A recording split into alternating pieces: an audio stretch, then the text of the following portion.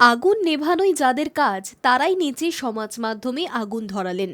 কেরলের দমকল দফতরের একদল কর্মীর নাচের ভিডিও ছড়িয়ে পড়েছে সমাজ মাধ্যমে। সেই নাচ দেখে প্রশংসায় ভরিয়ে দিয়েছেন নেট নাগরিকরা।